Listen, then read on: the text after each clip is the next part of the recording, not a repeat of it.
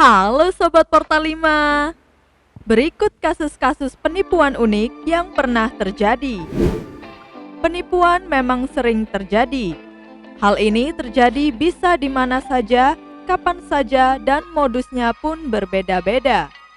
Sang penipu pun mendapatkan banyak keuntungan dari hasilnya. Namun, mereka tak bisa menikmatinya dalam jangka waktu yang lama karena keburu ketahuan. Berikut kasus-kasus penipuan yang sempat menghebohkan masyarakat.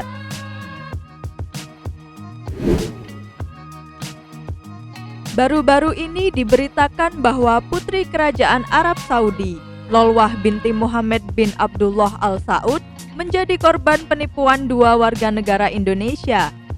Ia mengalami kerugian hingga ratusan miliar rupiah. Pada tahun 2008, Princess Lolwah berkenalan dengan Eka Augusta Heriani. Saat itu, Eka bekerja di perusahaan Malaysia, salah satu pemegang sahamnya Princess Lolwah. Princess kemudian menawarkan kerjasama proyek real estate. Di tahun 2009, sang Princess datang ke Bali lalu berkenalan dengan Evi Marindo Christina. Evi disebut bisa membantu perizinan di Indonesia. Eka bersama Evi kemudian mencari lokasi untuk pembangunan villa di Bali. Lalu menemukannya di Banjarsala, Kecamatan Tampak Siring, Kabupaten Gianyar. Setelah Princess Lolwah mengecek lokasi, ia menyetujui pembangunan villa di sana dan mentransfer uang pembelian tanah serta biaya pembangunan villa. Princess mengirimi uang secara bertahap sejak April 2011 hingga September 2018 dengan total 505 miliar rupiah. Uang tersebut digunakan untuk membeli 7 bidang tanah dan pembangunan villa dengan total 76 miliar rupiah. Namun, pembangunan villa tidak pernah selesai. Sisa uangnya digunakan untuk kepentingan pribadi Eka dan Evi dengan membeli sejumlah tanah dan mobil. Selain itu, Princess Lolwah juga mentransfer uang sebesar 7 miliar rupiah kepada Eka pada Maret 2018 untuk membeli sebidang tanah di Kuta Utara, Badung. Namun, sang Princess membatalkan niat tersebut dan meminta uangnya untuk dikembalikan. Eka hanya berjanji pada Princess untuk mengembalikan uang tersebut. Bahkan, ia berani membuat surat pernyataan palsu. Usut punya usut, ternyata tanah tersebut tidak pernah diperjualbelikan. Karena kasus ini, Eka dan Evi divonis 19 tahun penjara dalam kasus tindak pidana pencucian uang. Waduh.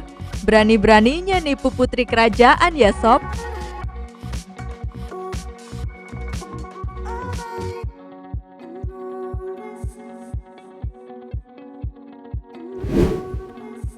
Seorang mahasiswa Indonesia bernama Dwi Hartanto sempat membuat bangsa Indonesia heboh di tahun 2017. Ia yang saat itu melanjutkan studi di Belanda mengaku sebagai Postdoctoral Assistant Professor di Technische Universiteit Delft di bidang aerospace Belanda. Dwi Hartanto bahkan mengaku telah meluncurkan non-satelit Delphi C3 pada tahun 2008 dan membuat roket di Apogee Ranger V7S. Ia juga mengaku bahwa ia sedang merancang jet tempur generasi 6 untuk Belanda bersama timnya di sana. Lebih parahnya lagi, selama berkuliah di Belanda, ia berkata semua itu dibiayai oleh pemerintah Belanda, yang padahal ia mendapat beasiswa dari Menkominfo Indonesia. Tak hanya itu, ia juga membuat banyak kebohongan lainnya. Teman-temannya dalam satu himpunan PPI Belanda telah mengingatkan Dwi agar tidak membuat kebohongan terus-menerus karena dikhawatirkan mencoreng nama mahasiswa Indonesia di sana. Namun, hal tersebut tidak digubris oleh Dwi. Dwi malah semakin bersemangat membuat kebohongan lain. Akhirnya, teman-temannya mulai bergerak untuk melaporkan Dwi dan dibantu oleh Bapak Deden Rukmana untuk mencari bukti. Dari situlah semua bukti terkumpul dan Dwi Hartanto dipaksa untuk mengaku. Ia juga menulis surat pernyataan dan permohonan maaf yang ditandatangani dan bermaterai. Pengakuan Dwi tersebut tentunya mengejutkan masyarakat Indonesia, bahkan sempat menarik perhatian B.J. Habibie. Dwi bahkan disebut sebagai the next Habibie. Karena kasus ini, KBRI Den Haag mencabut penghargaan yang diberikan kepada Dwi Hartanto. Kalau ini sih ngepranknya nggak main-main ya.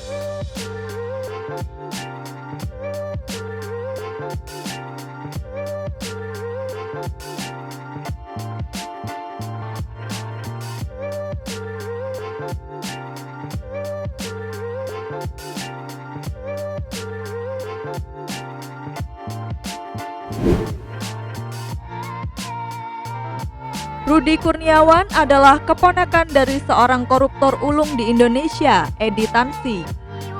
Rudi Kurniawan memalsukan wine dan botolnya. Ia membuat rasanya mirip dengan wine aslinya yang telah berusia tua dan langka. Lalu, Rudi menjual wine tersebut di rumah lelang wine di Amerika. Rudi bahkan berhasil menipu banyak orang dengan 12.000 botol wine. Lewat penipuan ini, Rudi berhasil meraup untung miliaran rupiah. Kebohongannya terbongkar ketika wine yang dijualnya diklaim telah rilis pada tahun 1929. Namun ternyata wine tersebut baru rilis pada tahun 1934. Rudi sendiri datang ke Amerika menggunakan visa pelajar pada tahun 90-an. Pihak berwenang mengatakan ia tidak berhasil mencari suaka politik dan diperintahkan untuk meninggalkan Amerika pada tahun 2003. Namun, ia malah tetap tinggal di sana secara ilegal. Diketahui, ia adalah penikmat wine dan telah mencoba berbagai macam wine dari seluruh penjuru dunia. Bahkan, ia ahli dalam menebak wine dengan mata tertutup. Dengan kemampuan tersebut, Rudi memanfaatkannya untuk mereformula wine-wine yang sudah langka dan menjualnya kembali dengan harga mahal. Penipuannya mengakibatkan ia dipenjara selama 7 tahun di New York. Setelah bebas, ia dideportasi dari penjara ke tahanan imigrasi di bulan November 2020. Kasus ini pun diangkat dalam film dokumenter Netflix 2016 yang berjudul Sour Grapes. Ada yang sudah nonton filmnya? Klik tombol subscribe dan aktifkan loncengnya agar tidak ketinggalan video terbaru kami. Follow juga Portal 5 di TikTok dan Instagram. See ya!